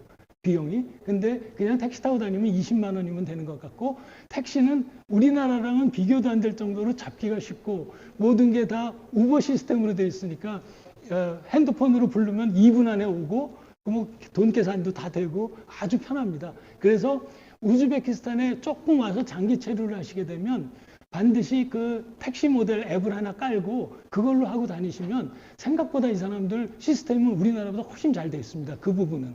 그 다음에 영어로 다 돼 있고 뭐가 잘못되면은 바로 항의하면 바로 돈 돌려줍니다. 앱에서.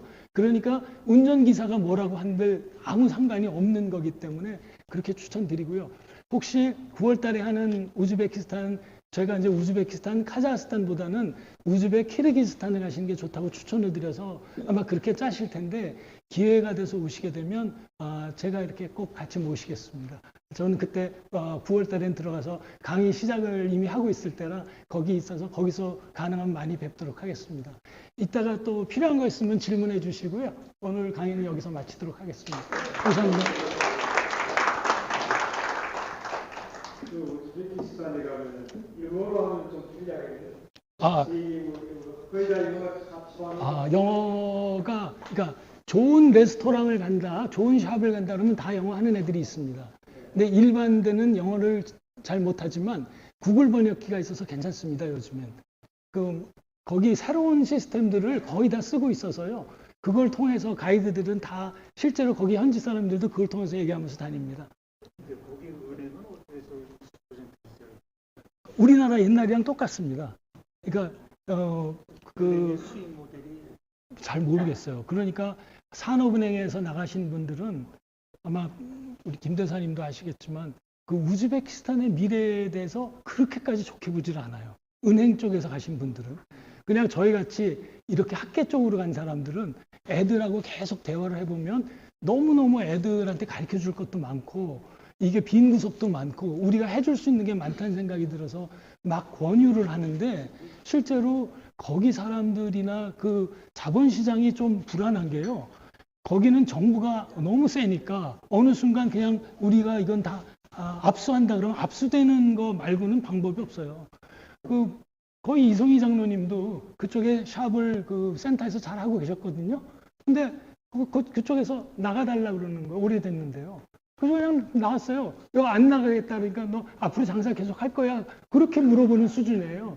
그러니까 그게 장치 산업에 많은 투자를 하는 거, 또 현지인 건물에 많은 투자를 하고 들어가는 건 전 절대 반대가요. 한국 사람들의 건물도 많아졌어요, 최근엔. 말씀하신 거기 가시면 만나게 될 이성희 사장님, 이성희 회장님이 하는 그분들 건물 같은 데로 들어가는 거는 괜찮고요. 그리고 그 투자를 하게 됐을 경우 어떤 형태로든지 그 장치에 대한 거, 인테리어에 대한 투자 비용도 확실히 환산을 해서 받아 놓으셔야 됩니다. 그러니까 돈으로 주는 거라기보단 내가 이건 5년 이상은 여기 있어야 되겠다 하는 그런 투자를 해 놓으셔야 된다는 거예요, 꼭. 거기 사람들은 어느 순간 뺏어갈 수가 있기 때문에요. 그런 부분들은 조심하셔야 될 것 같습니다. 오늘 우리 김한주 박사님이 어느 약학자의 20년 퇴고로 자서전을 쓰시는데 두 권을 갖고 오셔가지고 하나는 저한테 선물하시고 하나는 연사분한테 선물을 하신다고. 감사합니다. 우리나라의 역사입니다. 감사합니다. 화이팅. 감사합니다. 감사합니다. 덕분에 잘 보겠습니다. 질문? 예. 나와서 하세요. 우리 김경호 공사님이 이쪽 지역에 15년 전에 공사를 계셨어요, 대사원에. 오늘 그 교수님 그러니까 너무 좋은 강의 하셨는데 저는 이제 한 30년 전에 이제 우즈베키 대사에 서기를 하고 15년 전에 이제 공사를 했는데 한 15년 지나 그 사이에 출장을 몇 번 갔지만은 우리 교수님이 경영학을 전공하셨으니까 저는 이제 국제 정치를 전공했는데 보는 시각이 다르지만 굉장히 최근 버전에 아주 저한테도 큰 도움이 많이 됐습니다. 감사합니다. 아유, 감사합니다. 그래서 이제 몇 가지 좀 이렇게 교수님 중에서 말씀을 좀 드리자 하면은 세계에서 가장 한국을 좋아하는 나라입니다. 언어 구조가 똑같고 단어와 외우는 문장이 됩니다. 우랄라카요? 예. 우랄라카요? 예. 그래서 단어와 외우는 한국 문장이 똑같습니다. 그러니까 택시를 타시면은 얘들이 한국말을 굉장히 잘합니다. 그러니까 사투리 쓰는데 경상도 사투리, 전라도 사투리, 강원도 사투리 사람이 말이야 금방 배워가지고 그런 건데요. 한국 식당이 제가 있을 때 한 40여 개 됩니다. 있고 우리 인하대부터 해가지고 우리 아주대까지 제가 정말 좀 8개 있습니다. 전 세계에서 한국 분교가 있는 대학은 아마 우즈베키스탄이었습니다. 그 정도로 한국을 좋아하고 교수님께서 비전을 정확히 잘 지적하셨는데 중소기업들 하기가 굉장히 좋습니다. 좋은데 이게 이제 돈을 잘 벌기 위해서는 좀 뛰어나갈 수가 있습니다. 그런 사회가 굉장히 많기 때문에 제가 그 기업인들이 대사관에 와서 많이 이제 요청도 하고 저희들도 많이 도와주지만 그런 걸 염두에 두고 제가 특강을 많이 다니면서 우리 강의할 때도 이 사람들 50%만 믿어도 된다 얘기하거든요. 그러니까 여러 번 체크를 해야지 그 사람들 믿다가는 완전히 당해하는 수가 있기 때문에 그런 그 장단점에 대해서 명확하게 그로 체크를 해야 됩니다. 그 대신에 아까 우리 교수님 말씀대로 대통령이 우리 대한민국이 가장 좋은 모델이고 강요들한테 한국에서 많이 배우라 있기 때문에 이런 면에서 잘 고려하셔가지고 중소기업 하시는 분들은 우리가 큰 도움이 되고 그런 걸 짚어가면서 하시면은 좋은 성과가 있고 크고 작은 게 식당도 한 400여 개만 될 겁니다. 그래서 소자본으로 할 수 있는 좋은 지역이 우리 비행기가 지금 거의 일주일에 직항으로 한두 편씩 거의 10편 이상 넘을 겁니다. 그래서 지금 이제 TAE도 들어가고 굉장히 많습니다. 우즈벡 항공하고 우즈벡의 저가항공이 있습니다. 카노트샷 항공도 굉장히 좋습니다. 그러니까 저가항공이 아니라 프라이빗 항공입니다.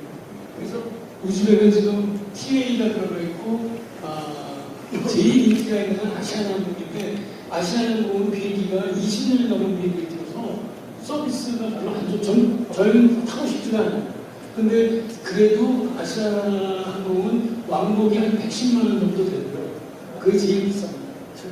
그 다음에 그리고 TA 항공이 한 7, 80만 원, 우즈벡이 한 90만 원, 그리고 카노트 샤크가 TA랑 비슷하게 한 7, 80만 원 그렇게 갔습니다. 그리고 카노트 샤크하고 TA 항공은 23km짜리 두 개를 이용하는 걸로 바뀌었습니다. 장사를 하려고요. 근데 아시아나랑 우즈벡 항공은 하나밖에 이용을 안 합니다. 혹시 많은 짐을 갖고 다니시지 않으니까 상관없는데 짐을 많이 갖고 가실 거면 차라리 저는 추천이 TA 항공의 비즈니스를 타기를 권합니다. TA 항공의 비즈니스는 왕복 180만 원입니다. 그러니까 탈만하죠. 아시아나가 한 120만 원 정도 하거든요. 일반석이. 그러니까 아시아나 항공의 일반석에다가 한 6, 70만 원 더 내고 TA 항공의 비즈니스를 타면 굉장히 편하실 거라고 생각합니다. 우리 대통령이 총리할 때 아까 무슨 이야기하셨는데 4위가 우즈베키스탄 자동차 공업성 한국 지사장을 했습니다. 5년간 근무했기 때문에 한국에 대해 굉장히 이미도 좋은 감정을 가지기 때문에 비자가 또 무비자입니다. 우즈벡이 한국을 하면 40개 나라 무비자이기 때문에 여러분들께서 이제 관광 좀 해보시면서 비즈니스 해보시면 좀 이게 서비스하면 좋겠는데 관광 오셔가지고 그 우즈벡에 가서 기회를 성공한 분이 몇 분이 있습니다. 그래서 우리 회원님들께서 시간 되신 대로 한번 가보시면은 좋은 비즈니스 여러분들 사실 고맙습니다. 감사합니다. 참고로 우리가 9월 14일부터 4박 5일간 9월 18일까지 방문합니다. 민 교수님 주선하에도 가니까 여러분들 벌써 지금 12명 지칭했어요. 갔습니다. 20명만 마감하겠습니다. 예. 우리 김한주 박사님 저도 실제 그렇게 13명. 저는 그 바이오 전공이라 우즈베키스탄이나 중앙아시아 지역의 바이오 산업이 어느 정도 되는데 잘 모르는데요. 바이오 산업이 많이 나쁘게 그래 가서 좀 지도 좀 해야겠네. 원장님,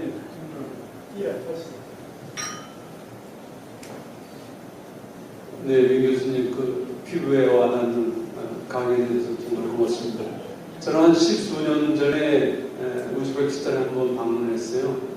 볼보하고 협력해서 거기에 이제 중고 장비를 수출해서 현지에서 임대하고 정비하는 거를 한번 스터디하려고 갔었습니다.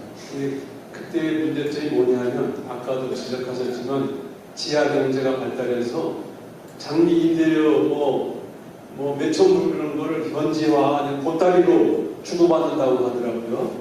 이게 첫 번째고 두 번째는 과실 송금하기가 굉장히 어렵다. 그게 지하 경제로 돈 받고 그러니까 근거가 없었으니까. 그러니까 과실 송금이 어렵다. 그런 두 가지 문제점이 있어서 접었거든요. 그러니까 그것이 지금은 어떤지. 그리고 아까 강의 내용 중에 달러 예금도 연 7%다. 그럼 여기에 자산가들은 그런 돈 가져오는 거가 자유롭다면은 거기다가 예금해놓고 그럼 훨씬 이득이 될 거 아니겠습니까? 그럼 어떻게 되는지. 지금은 그 제가 알기로는요 1인당 8,000불까지는 갖고 나가는 게 문제가 없거든요. 그래서 그런데도 이성희 장로님 같은 경우에도 돈을 갖고 나가거나 갖고 들어오려면 여러 사람한테 부탁해서 갖고 오시더라고요. 근데 거기에 이제 아파트를 분양을 하는 거를 한번 저 따라가서 같이 봤습니다. 근데 그거 하는 애들은 모든 걸 걱정하지 말라고 얘기를 해요. 자기네가 한국에서 돈도 필요하면 갖고 들어오게 하고 필요하면 니네가 팔고도 갖고 나가게 해주겠다고 해요. 그러니까 제 생각에는 우리나라가 100%가 자유롭다 그러면 거기는 지금 현재는 한 70% 정도 된다고 보시면 되는 것 같아요. 예전에는 30, 40% 수준밖에 안 됐는데 많이 좋아지고 있다고 그러는데요. 아직도 한국 사람들은 그걸 제일 겁내서 잘 안 하려고 그럽니다. 그리고 실제로는 걔네들은 보니까 뭐든지 돈 집어주면 된다는 생각을 너무 많이 해요. 그러니까 아직도 그게 너무 많이 통해서 뭐 예를 들어서 대통령 사위는 전에 대통령이 사위가 하던 걸 자기가 사업을 물려받아서 또 하는데 어떤 비즈니스를 하냐면요. 한국 같은 데서 물건을 이렇게 하면 제대로 관세를 내고 통관을 해야 되지 않습니까?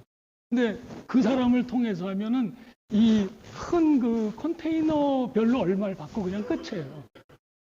그리고 무자료로 그게 들어올 수가 있는 거예요. 그러니까 한국에서 정상적으로 물건을 팔아서 정상적인 거로 수출을 해서 가는 사람들이 돈이 안 되는 게요. 그것도 큰 보따리 장사죠. 그러니까 보따리 장사들이 들어와서 가격 구조를 흐트러뜨려 놓으니까 그러니까 아직도 LG나 이런 데서 일하는 사람들이 굉장히 힘들어하는 게 그런 이유인 것 같아요. 지금은 많이 좋아지고 있는데 아직도 지하 경제는 굉장히 세고 그걸 오픈을 하려고 그러면 거기도 김영삼 대통령 같은 사람이 한번 저질러야 되는데 아마 거기는 못할 것 같은 게요. 가족이 이미 너무 많은 이권을 갖고 있어서 힘든 것 같아요. 그래서 거기 있는 애들은 자기네 미래가 너무 글루미하다고 얘기를 많이 하죠. 그래서 어떻게든 외국을 나가고 싶어 하는데 우리나라에서 옛날에 미국 비자 못 받았듯이 거기 애들이 제일 비자 받기 힘든 나라가 1등이 미국이고 2등이 한국이고 3등이 영국입니다. 독일은 비자 받는 게 쉽다 그러고요, 조금. 그래서 걔네들은 한국에 어떻게 하면 나갈까 하는데 지금은 공부하는 거로 들어오는 거 말고 또 일하는 애들이 7만 5천 명이 들어와 있습니다. 걔네들은 이제 시험 보고 5년씩 이렇게 들어오는데 걔네들이 5년 들어왔다가 너무 좋으면 이렇게 일리갈하게 여기 남아있는 애들이 있는데 그러고 5년 더 있는 사람도 봤어요, 제가. 그러니까는 일리갈로 있다고 해서 뭐 우리나라 너무 잘 돼 있대요, 요즘은. 그게 임금 안 주는 것도 없고 그래서 택시 운전수들이 그렇게 해서 들어와서 택시를 사가지고 하는 사람들이 많습니다. 그러니까 이제 걔네들이 5년 일하면 정말 자기는 한국 덕을 많이 봤다 그래요. 그래서 땅 사고 집을 2채, 3채 사고 차 사고 그러고 하고 나는 또 나가고 싶다. 왜 그러냐 그랬더니 집에 들어왔더니 마누라 이제 결혼하고 여기서 살랬더니 아주 미치겠다고 그냥 자기 혼자 미국 한국 가갖고 혼자 살고 싶다. 거기도 마누라 바가지 긁는 걸 너무 싫어하더라고요. 예. 제가 마무리해 보려고요. 그 교수님 오랜만에 좋은 그 강의 주신 다시 한번 큰 박수 한번. 궁금한 말씀은 나중에 해주시고요. 여기 뒤에 제 연락처. 이메일이라고 있습니다. 편지 전화번호 여기서 아무나 연락 주시고 감사합니다. 네, 나오셔서 같이 1년 전화하고 같이 사시죠. 좀 나오세요 앞으로. 네.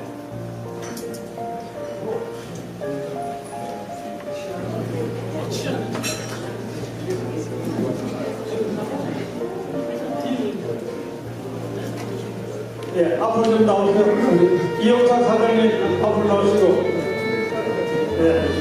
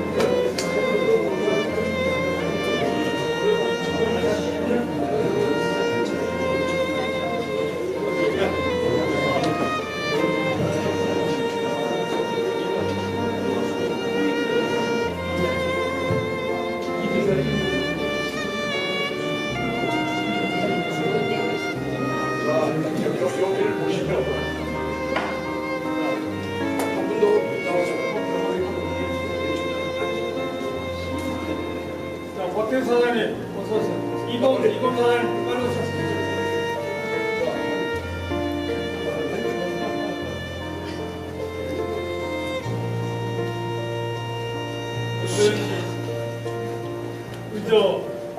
이번에 우리 관광객님 포럼 유튜브 채널이 개설됐어요. 그래서 권소영 씨 촬영 기사.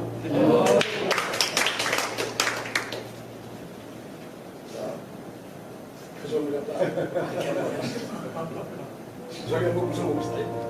하나, 둘, 셋. 전영기 부장님 오세요. 괜찮습니다. 빨리 안 지켜. 더 전에 우리 전영기 부장님.